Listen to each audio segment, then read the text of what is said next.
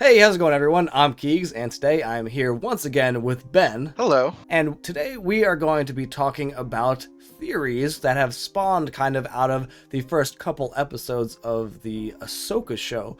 There's a lot floating around there, so we're just going to kind of go down a list and kind of discuss each of these theories, give a little backstory behind them, and kind of talk about whether or not we think that they are likely or unlikely to happen, or if there's something we want to happen or something that maybe we don't want to happen. But I'll let Ben take it from here and just kind of start with the list. So let's hear, what's the first theory up for today, Ben?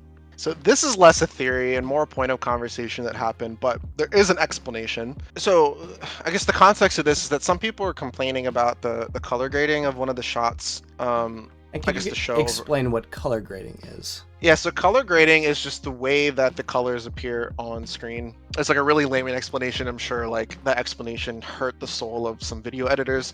But basically, it's basically how the show's colors looked, like how deep the blacks are, things like that. And they've been kind of accused of looking a little gray, which I don't think was wrong, but I still thought the show looked really good. Now, it turns out actually that there's something to that because, and this was based on a conversation that I saw on Twitter. Their handle is Mr. Brecken. Basically, he pointed out that the way that they put Ahsoka, and this seems to be an issue with a lot of Disney Plus shows. So when you encode a video and you can tag it in certain ways, the way that they tagged it was for Apple displays only, which basically made everything grayer. Not the regular broadcast tag. And if you look at the two comparisons between the shots going to the regular broadcast, it basically looks the way that you would expect it to. Like the blacks are really deep, the colors are more vivid. So there's something to that, and maybe if we raise a big enough stink about it, whoever uploads the videos on Disney Plus will fix it. Show still looks really good, but I imagine that if you're a creator and you're putting something out, that's pretty frustrating. So I thought that was interesting.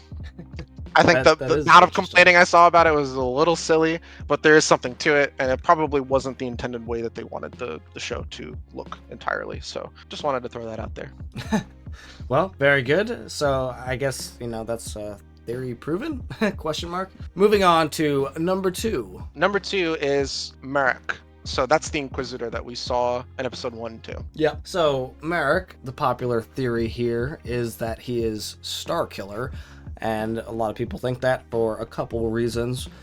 One, Marrok and Merek are, Marrok is the name of the Inquisitor, and Marrok is the name of the Legends character, Galen Merek, who was Star Killer.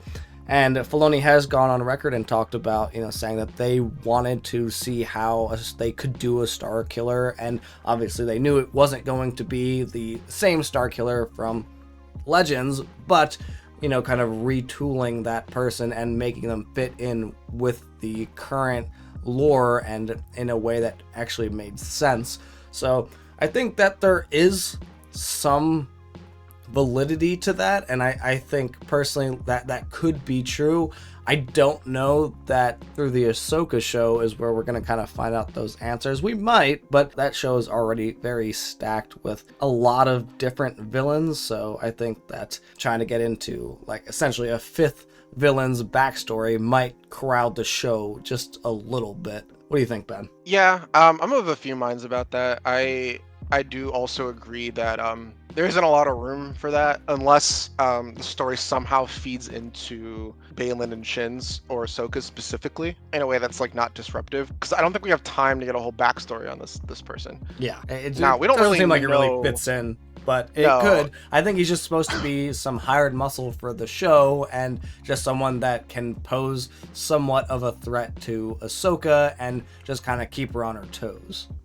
So there are like a few interesting things about this. As far as him being Galen Merek, he does match a lot of the concept art that they had for Galen Merek for bringing him into Rebels. Like it almost looks exactly the same. It's possible they just reused the concept, not the same character that they were intending him to be. Would it be cool? Because I would love to see Sam Witwer, who plays Galen Merek and is also the voice of Darth Maul. That'd be I think cool, he was credited in Ahsoka. Yeah, but he is credited in a lot of stuff, and I say that in a lot of Star Wars Lucasfilm stuff because he was on he's done a lot of voices. Yeah, he's done a lot of voices, but he was specifically talking about this on a podcast he did with the guy who plays Lex Luthor in Smallville. Forgetting the name of the podcast, but if you've seen it, you know what I'm talking about. He basically said that Lucasfilm doesn't pay like a lot for each individual job, but they like hook you up with and get you as many jobs as they can. Commercials and stuff like that, or background voices, as much as possible. So it's possible he just played like a totally random voice in the background. They had to be credited. That's so possible. That's interesting. Yeah, so I don't think Sam Witwer being mentioned in the credits means anything necessarily. They are setting up this guy to be mysterious. They specifically in the Star Wars databank, they do say this mysterious Inquisitor who the other two notable things about him are, one, he's the first Inquisitor that we've seen Ahsoka fight that survived more than like a few seconds. Two, the fact that he survived past the end of the Empire is pretty notable. Yeah, for multiple reasons. Yeah, I mean, mostly because I thought Vader like basically killed most of those guys. Like he would have had to have left the Inquisitorius program, I feel like, before episode 4. Like, yeah, so he must have been presumed dead, is my thought. Yeah. Just the fact that the databank says mysterious on the Star Wars website, you can go look at that yourself. They're trying to set him up a little bit. It is something. However, Snoke was set up to be a mystery. And I think that the intent 8 was that Snoke wasn't going to matter at all, and they weren't going to explain anything. Which I don't want to get into like whether or not people like Star Wars Episode 8. Fine if you do, fine if you don't. But I think that like it was clearly set up as a mystery. They didn't answer it in 8. They just killed him. And I don't think that Rian Johnson ever intended to answer that question, even though J.J. Abrams set it up as a mystery. And then we know what answer they eventually came up with for 9. Yeah, sometimes they set characters up as mysteries to explain them down the line somewhere else, not because they don't want to like nail down that specific character if they want to change their backstory or something. Exactly, they're leaving it vague on purpose. If you're familiar with Dragon Ball, this is something that Toriyama did a lot, because he would write as he went. So, you know, leaving certain things vague enough just has storytelling benefits. So it could be just his role, or his or her, their role in this show is hired muscle, and that's it. The mystery is to be solved another day. Now, I think they survived the show, and then that's something that they are going to explain later. Yeah, but if they die, I think you can count it like, yeah, they said it was a mystery, but they're also not talking yet, so it remains to be seen. There isn't a lot of compelling evidence either way. I do want to debunk the Ezra theory. It is quite literally impossible for him to be Ezra, especially since the Star Wars databank said he was a Jedi hunter between 3 and 4, episodes 3 and 4 of the movies. Yep. And survived past the end of the Empire. So Ezra was nowhere. Yeah, he wasn't in the galaxy. So unless you want to say he came back somehow and then got captured by Vader, but like, I mean, but Vader would have been like dead, and they specifically stated that he was hunting Jedi before Episode 4. So like, it's not possible. Agreed. He found an Inquisitor lightsaber, fell to the dark. Like, it's a lot to happen off screen, and I think that Star Wars is trying to not do that as much anymore, especially with how divided the fan base is about how Luke was handled in 8. Like, I don't think they're gonna do that, and it also just doesn't make sense. And I've seen some theorists kind of work it in. The thing is that it's not going to be that complicated. I think what's going to happen is going to be interesting and surprising, but it's not going to be like a Doctor Who episode where it's a bunch of weird time crap that like twists itself and like is really complicated, and you need like a Pinterest board to like connect all the dots and stuff like that. Like that's need a murder board. It's not going to be that. Like, I have seen interesting theories that like the new galaxy, and I'm stealing this from a Reddit user, I'm sorry I don't remember your name. They basically said something along the lines of the galaxy that they think they're going to is just the same Star Wars galaxy but in the past. I think that's wrong. That's a wild theory. Doesn't really have a basis in anything other than one thing that Morgan Elsbeth said, but I feel like there's a couple other more plausible explanations than that. And that's really complicated. Like, if you think that Ezra maybe came back through the world between worlds and then it's too complicated, and I don't think Star Wars is going to do that. Yeah. I don't think time travel always messes everything up, because obviously it's paradoxical at pretty much every turn.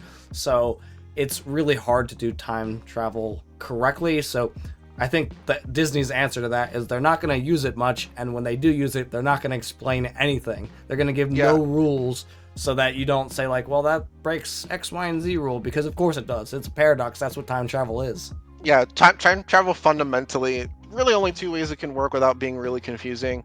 You can go the closed loop route, which is what Terminator does. It's sort of what Ezra does in Saving Ahsoka, but not quite. Even that, like that whole causal loop, like the point is that it's a paradox. So I don't think Star Wars is going to do that. The other way you could do it is the way that Doctor Who does it, where they play a lot with it, and their explanation is usually just, it's timey-wimey crap. Yeah. Well, or there's fixed points that they can't change. Or third option, there's alternate timelines that you change. Altered timelines. So the way that they could do this, where it opens up a giant can of worms. Yeah. So the reason that I don't think that they're going to do it is if but the nature of going back in time at all creates a separate timeline, which is what the Avengers Endgame tried to do, but they kind of like mucked it up at the end when Captain America seemingly like met them and aged into that location, which wouldn't have been possible if it was a separate timeline. Anyway, that doesn't matter. So like that is the cleanest way to do it, but you can still mess it up if it's just a separate timeline. I could see them maybe doing that, but I don't think Star Wars wants to go the multiversal route. I think there's some people that would like the sequels to be their own separate walled off thing that they don't have to think about. Oh, and you think this is just okay? Here's my new theory. This entire series, this entire Dave Filoni arc, he is creating a giant retcon to introduce the multiverse, so that people can say that the sequels are part of a separate timeline. That is some 3D chess if I've ever heard it, Ben. Yeah, and that's probably not going to happen, because however much you hate the sequels, there are a lot of people that like them, and I don't think that's really fair to them. Now, if you did like a separate timeline, you could like kind of like have branches, but then like you'd have to explain that to an audience, and I think that starts to get really confusing. It's possible. I don't think Dave Filoni is going to do that, so yeah, I think it would be interesting, but it's not going to happen, so I wouldn't count on that happening, though that is the most sensible way that could work, is just creating a separate timeline once you initiate time travel. That way the paradox is gone. Anything you change only affects this new timeline. It doesn't change your timeline. And so really the only possibilities are that it's an entirely new character, or it's Galen. My personal theory is that this Inquisitor is not really, if they're going to say anything about the Inquisitor at all, which is likely they won't, it's going to be more to me what they are. So like their history and their like relationship to the characters. Or it seems that Merrok is specifically working for Elsbeth. So maybe the Time Sisters have like not Time Sisters. Night Sisters. The Night Sisters have a lot of weird magic, and they do have like something like an undead resurrection. Doesn't seem like outside of their wheelhouse, like an alchemy type thing, which would be really cool. I could see him being sort of undead. I don't know if they're gonna go that way, because that's really wacky. Yeah.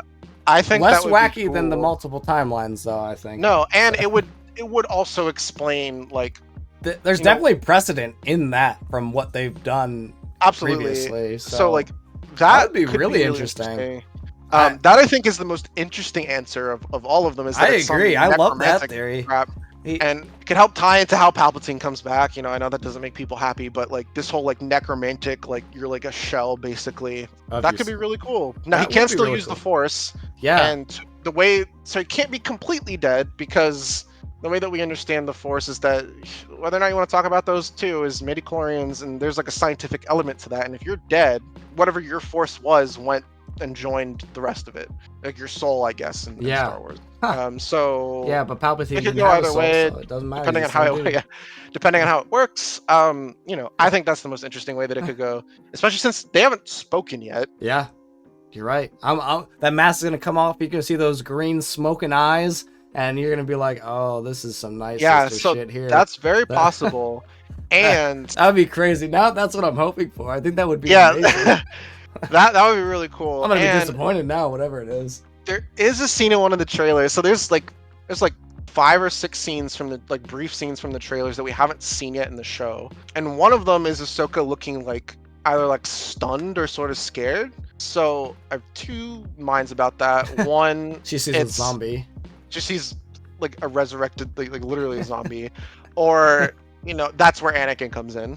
I think it's, if we lean into that theory of who Marrok is, that I think could be a really interesting scene, because Anakin can come out at any time. That's what I'm hoping is going to happen. But if that's not what happens, I don't have a lot of stake in that, because I'm really interested in the rest of what's going on. So, all right, let's move on to the next theory here. I think we're on number 3. What do we got? So Morgan Elsbeth. Yep. The way that Magistrate. she spoke, the Magistrate. the way that she spoke about how she heard Thrawn, could hear him through space and time. That's weird for a couple reasons, and I think that's where a lot of like the time theories are coming into play. And I actually have my own about the new galaxy involving time that is, I think, a little bit more straightforward than some of the other things that I've seen. But here's through time and space, and that's interesting for a couple reasons. One, Thrawn's not force sensitive, so I don't know how he's reaching out to her unless she established some sort of psychic link way before he left. Yeah, or which is possible. He teamed up with Ezra, and Ezra's doing it on his behalf. Yeah, the way that the voices that we heard her here in the show, one, doesn't sound like Thrawn. The actor who's playing Thrawn is the same guy who played him in Rebels. That's not what his voice sounds like. Yeah. Now, there's like two explanations for that. One, it could have just been heavily distorted on purpose, just because it's like, they're communicating through space and time. But I think it's very possible that that is not Thrawn who she thinks she's hearing. Or she does think she's hearing Thrawn, but it's not him. Interesting. Like a Palpatine misdirect? Yeah, it might not even be Palpatine. It could just be something. Or, third, Ezra is helping Thrawn communicate with her. Because we do see Sabine having dreams about Ezra, and they sort of seem like they might be Force dreams. Maybe not, but that could be like the extent of her connection to the Force, which is sort of why I bring that up. But yeah. So those are the options as I see it. I think it's a misdirect, and I think there's a really popular popular thing to do in horror, where the religious figure thinks that they're hearing God or whatever the version of God is for the show. And it is not God. It usually isn't, unfortunately. Yes, and it's some sort of manipulation. So my guess is that would be interesting. My crackpot theory about that voice and hearing through space and time is that it's a complete misdirect, and whatever she's hearing is going to feed into either the rest of the show or Filoni's movie afterward. It is not going to be about Thrawn, directly. It's not going to be him. It could be connected to him with wherever he went. Yeah, that's my guess. That would definitely be interesting. Thrawn has made a lot of enemies, so it seems plausible that someone would be, trying to track him down using her or something. That is really interesting. Yeah, the other thing, in canon, before The Rise of Skywalker came out, there were a lot of books and comics and various media that were building up to something for the sequel trilogy. Now, we know that there was an entirely different script for the original sequel trilogy. That, I don't believe, actually answers what this buildup was, but basically Palpatine had heard something in the unknown regions that he didn't know. He was looking for, some sort of dark side power that he had heard. Now, the Rise of Skywalker's answer to that is that it was Exegol, which I think actually Exegol is one of the better things to come out of that movie. I think it's cool. Yeah. But I think it's also possible that there's going to be a curveball and then that there was something else. And the reason I think that might be the case is because there is this entity in Legends known as Abeloth. And people can correct me if I'm wrong in the comments, but my understanding is if you've seen the Mortis arc in Clone Wars, the Abeloth was basically the mother, and she represented chaos.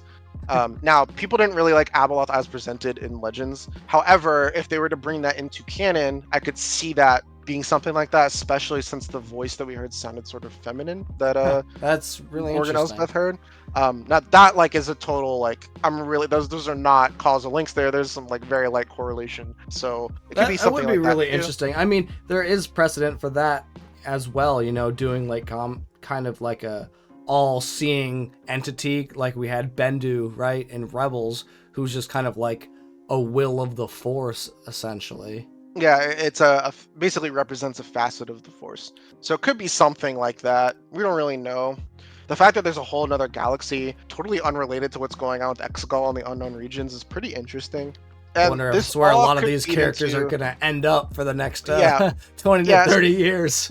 So that's why I was thinking maybe this is where these characters end up, and that's why none of them are seen in the sequels. Now, it could just be they were off screen. Yeah, seems like a pretty neat way to wrap up a lot of these characters. Yeah, and it could give them right around the fact that they're not there. Yeah, and I think that could be pretty interesting. That would be all of those are it could just be that actually is Thrawn that she's hearing. She's built some sort of connection with him. Yeah, I just don't see how. It makes no sense unless she's using. I mean, she does have some pretty weird Night Sister magic that, maybe he's not directly talking to her and she's just hearing him talk through time and space or something, but he's not like, there's not a two-way path there or something. But it would make a lot of sense to me that this is more complicated than it appears, because we also know from Mandalorian Season 3 that none of them have, I don't think any of them has spoken to Thrawn. It kind of sounds like it was like a message of a message. Like, yeah, like Thrawn, is going to return, but like, we don't know how they know that. Yeah. And Thrawn's not present for those meetings, which tells me he's not able to be present for those meetings. Or he suspects something else is going on, so that's why he's not there. Yeah. Could really go any way. I'm very curious to see where that goes. Yeah, me whether too. or not that's set up for the rest of the series or the movie that he's going to do. So we'll see. Yeah. All right, moving on. What do we got next? What do Baylen and Shin actually want? And what is the nature of Baylan disappearing at the end of the Clone Wars? Now, I could see them not explaining that second thing, just be like, he just survived Order 66 and hid. Very possible. I feel like we'll get like a book or something that explains how he got out of Order 66. Yeah, it could be that. It could be all of that, and that's how he ran into Morgan Elsbeth and all that stuff. Maybe he left the Order like Ahsoka before Order 66 went down. So I'm thinking it's that, and I believe that there is a story in Legends called Outbound Flight where they send some Jedi off to chart the unknown regions, or something along those lines. I'm not like totally familiar with the story, but it like basically happened before the Clone Wars ended. So it could be that. It does seem weird for the Jedi to do that, like to chart the unknown regions. Really, it seems like a pretty logical thing to do. In the middle of the Clone Wars. Oh, well, so I would assume that he was sent away. Well, I guess he would have been. I think Huyang specifically said that he was reported missing right before the Clone Wars ended, or reported like not, or he disappeared. Yeah. So you assume that he was in the Clone Wars. Yeah. So it could be two things. One, it was during the Clone Wars. And Huyang's not privy to that because whatever he was doing was secret, or he just left of his own accord. Huh. Yeah, you're right. Well, we do know from the trailers that he knows that Anakin not only became Darth Vader, but knew him, like, has spoken to him. Yeah. So that brings up a lot of questions. So I assume Ahsoka doesn't know Baylan, but it seems like Baylan recognizes Ahsoka. He's like, oh yeah, this was that Padawan that Anakin had. Yeah, and I think the way that he spoke about Anakin, he said everyone in the Order knew who he was, but few would know what he became. That begs so many questions that I feel like that they're gonna explain it, and it's gonna be really interesting. Because one, how would Baylan even know that Anakin became Darth Vader? Oh, that's like good. That's not like well-known information. Yeah. If he spoke to Thrawn directly somehow, then it would make sense for him to know that because Thrawn knows that. It does become well-known information at some point, though, in Bloodline. That's way later, though. That's the thing. Bloodline takes place a few years before The Force Awakens, and the end of Return of the Jedi to Force Awakens is 30 years. Yeah, I guess you're right. So that happens afterwards. So only people, as far as we know that are Luke, Leia, and if Leia told Han, then Han as well. Which, he told him at some point. I assume that she told him right away because it's probably like a pretty dramatic revelation. So it could be one of those two. Baylan would have had to have met one of them. Like how he knows that is really interesting. Agreed. It doesn't seem like he would make a lot of. There's not a lot of. But I mean, if he's in the world between the worlds, if he got in there and was just like watching everything go down, then he probably knows a lot about everything. If he discovered the world between worlds independently, then he could have known that way. If he had some sort of interaction with Palpatine, maybe Palpatine would use that information to lure him to the dark side, like, oh, I corrupted the Chosen One.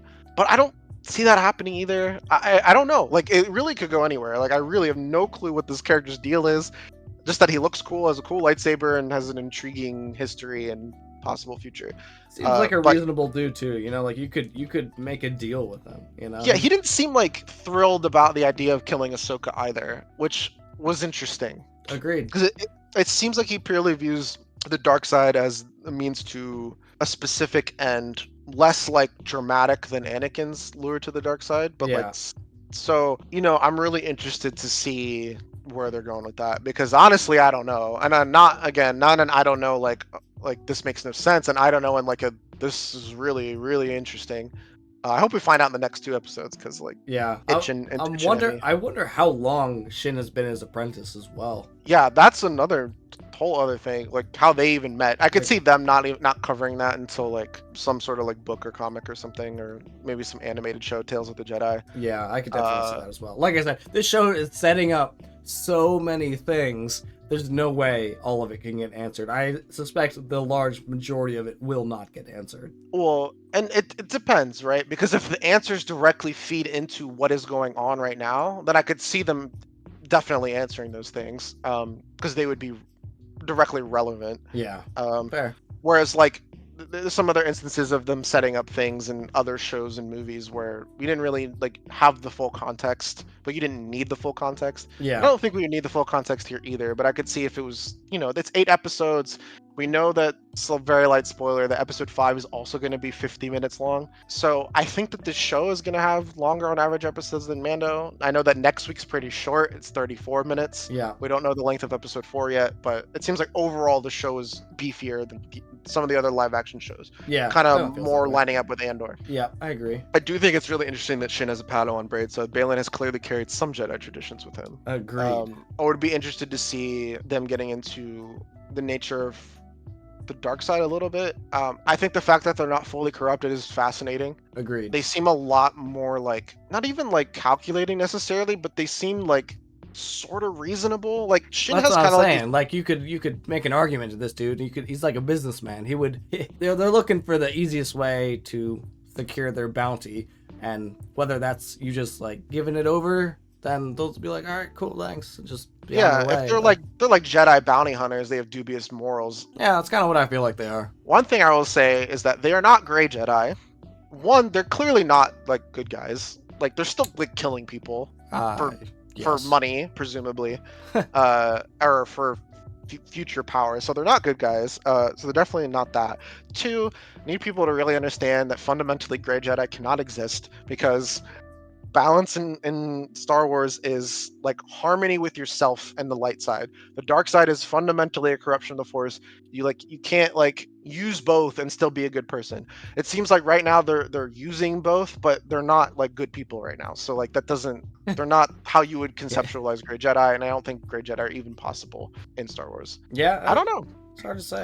Yeah. So my theory is that he either hid right before Order 66, or he left of his own accord because he was disillusioned as well. Survived Order 66, which could be the answer, which I guess he did no matter what. But if that's the only explanation, I think that's kind of like the most boring Yeah, answer he that was they just could like have. a random general that like got away from the clones.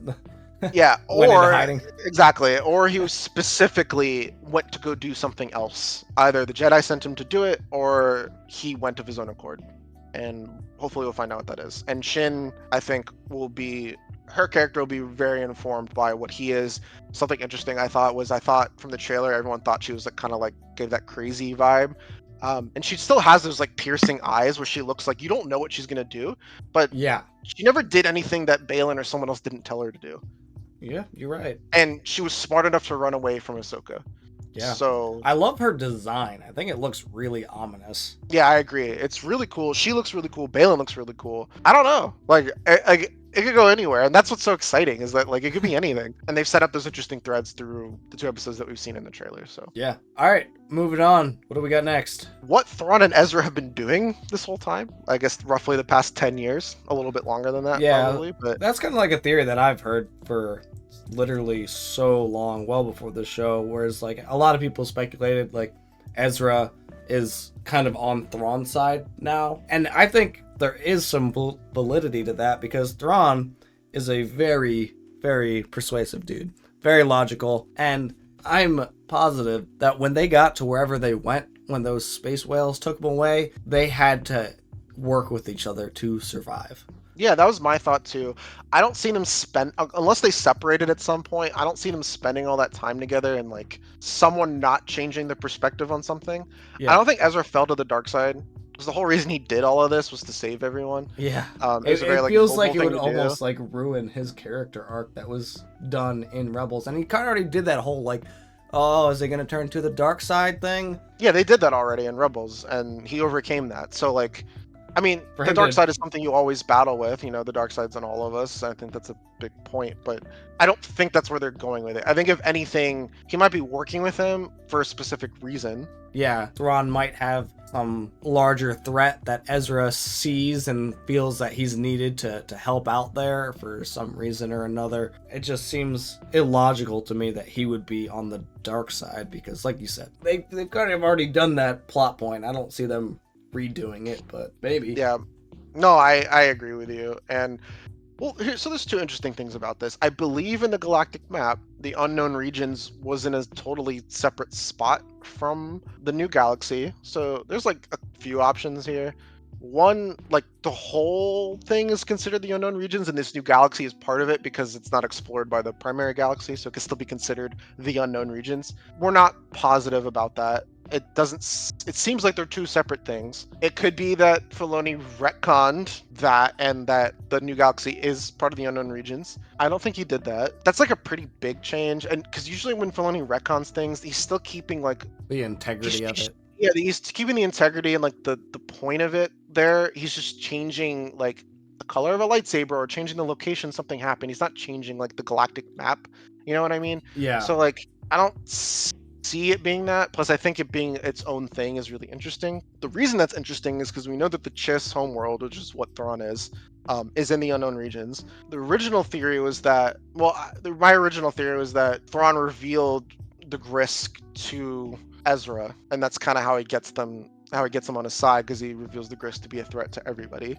Yeah. So like it could be that, but if they're in a completely separate area, they're nowhere near the Chiss homeworld.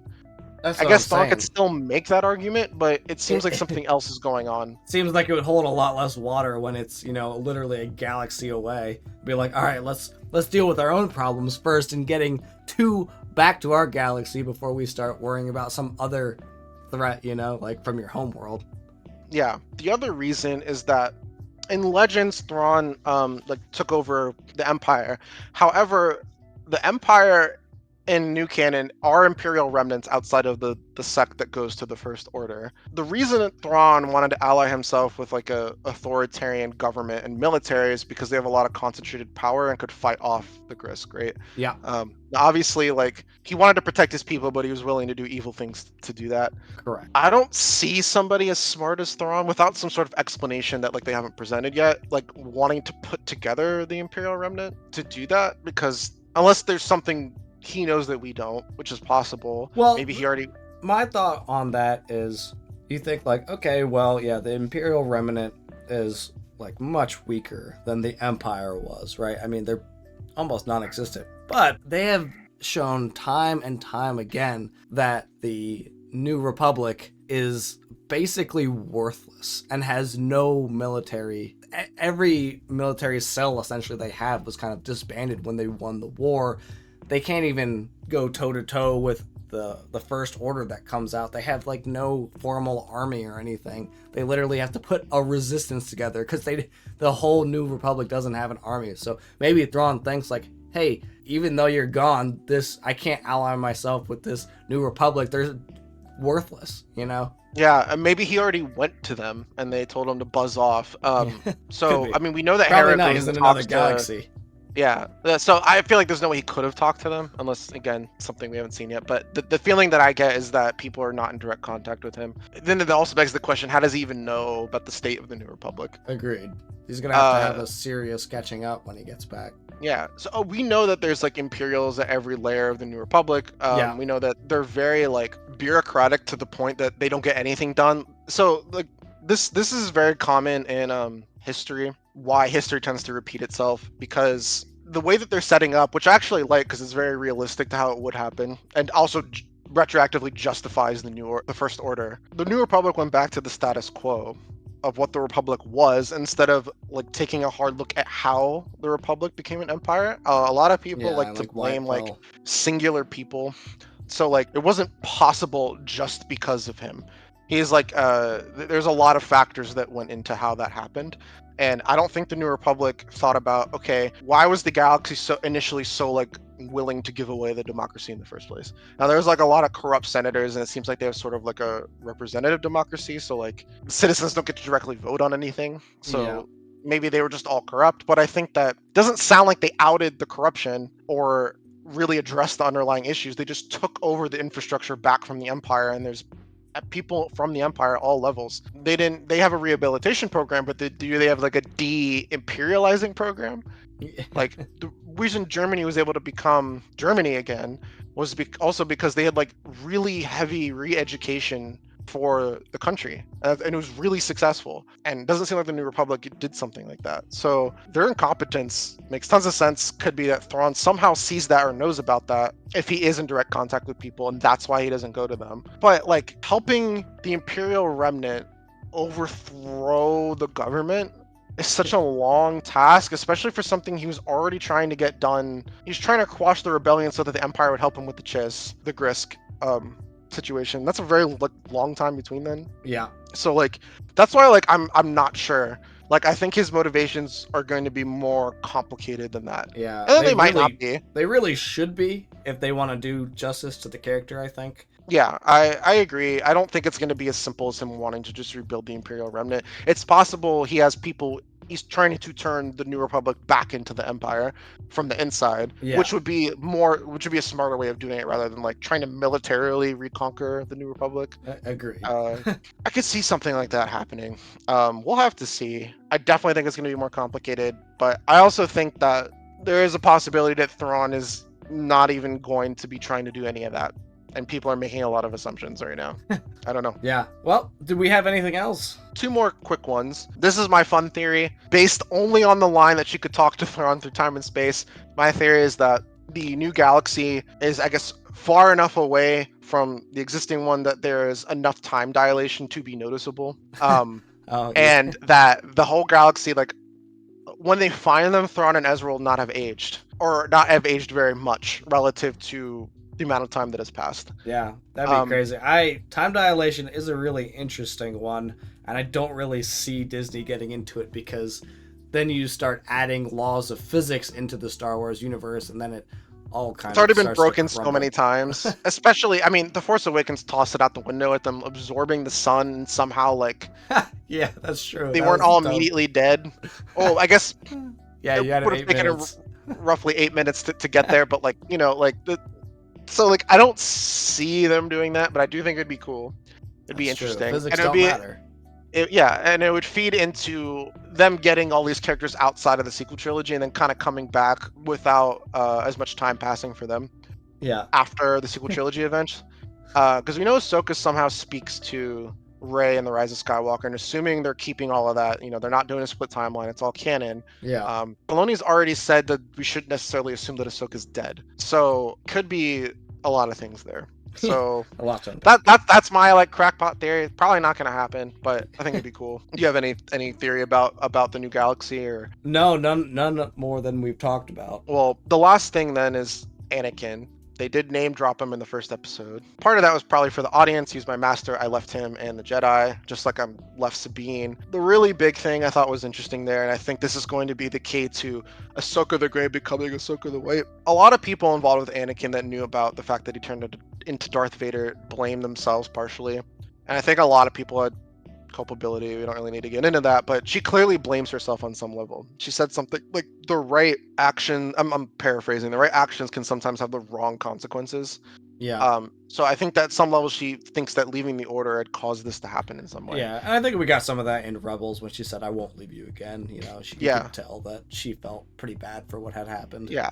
And we don't know what she's been up to. I think she feels bad about it. I think it's a big reason she's so reserved right now. I think she's going to become less reserved once she reconciles this. And I think that's where Anakin's going to kind of play into the story. Yeah. Whether that's flashbacks, something she sees in the world between worlds, or him talking to her. Could be any of those things. And I'm really interested to see where that goes. I think that's going to be what's instrumental to her journey and her really being able to be a good master to Sabine. Yeah, she's definitely going to have to, I feel like, reach out to Anakin at some point, because now that she's a teacher, then I think it makes even more sense now than ever for her to reach out to Anakin. Yeah, I agree. There's also like multiple things about that, because one, we don't know whether or not she knows he came back to the light. I would assume that she does not, because if she did, I would think that Anakin would have already talked to her. Yeah, unless he has, and we haven't seen it yet. Yeah, she hasn't been very talkative about her past.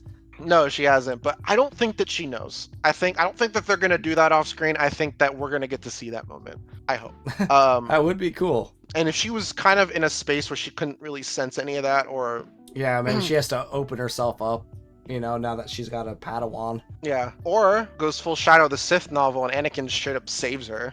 Yeah, that was dope. I was like, I wish I had seen that in live action. I felt like that was so cool of a scene to put in a book. I was like, oh my god, like I need to see this. I agree, and I could see something like that happening.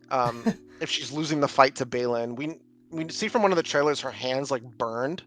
So I think she probably tries to do Anakin's move or Vader's move where he stops the lightsaber with the Force that we saw a lot in Kenobi. Could be. She does that kind of thing where she makes the blade go away. Yeah, so she has already done something sort of similar to that. So it could be something along those lines. But we don't really know. And my guess is that he's going to save her either spiritually or physically or both. It's going to be like that scene where Anakin saves Luke in the Shadow of the Sith book. Yeah. That's my hope. I don't know if that's going to happen really or not. Cool. But I'd be down. Problem is when Anakin does that as a Force ghost, he like fades back into the Force really fast from that book. Yeah, like, it seems like I don't have any time to explain anything. Take this, but there's something bad happening on Exegol. Bye. Yeah, it seems like it requires a lot of energy. There's a whole can of worms with that because we know that Vader knew that Exegol was there, but we don't need to get into that. They could explain that, but I think that he's going to be very important to her story. Yeah. And I think that once she resolves that, she is going to open up and be kind of a bit of a mixture of older Ahsoka, but a little bit of that like a high spirits, scrappy Ahsoka that we see in Clone Wars. And she's a lot younger then, so it makes sense for her to change. But she seems really like emotionally reserved. Agreed. Even more so than in Rebels. Exactly. I feel like a lot of that changed with that fight on Malachor. I agree. Her whole world was basically shattered, I feel like, on that fight. Yeah, she probably thought on some level like he would come back once she said something, but obviously he didn't. So she has this perception of the dark side that is reasonable, but she's also operating on fear. All of that does beg the question, though, is that we know that Luke and Ahsoka have already met. Now, we don't know if that scene in Mandalorian takes place before or after the show, or during at some point. It seems like it's the show Ahsoka's after that. I think they've said that, but I'm not 100% positive. But it's one odd that Luke wouldn't tell her, because Luke was like super eager to tell people that. So like I don't. Yeah, you're right. So she probably does know that he turned back. Either she already knows and doesn't believe it, knows and just knowing wasn't enough to help her through that because she still blames herself. Yeah. But she doesn't know he can manifest as a Force spirit. Or Luke didn't tell her for a specific reason that we don't know yet. It could be that Anakin asked him not to, because this is part of her training. Could be. Her journey. But then I do wonder, I know within the context of the show, Ahsoka hasn't had time to like go get Luke, but I feel like she'd probably like want his help for something this important. So I'm thinking that they're gonna get dragged into something they don't have time to get help from anyone else. I think so too. Or I'd like to see Luke show up.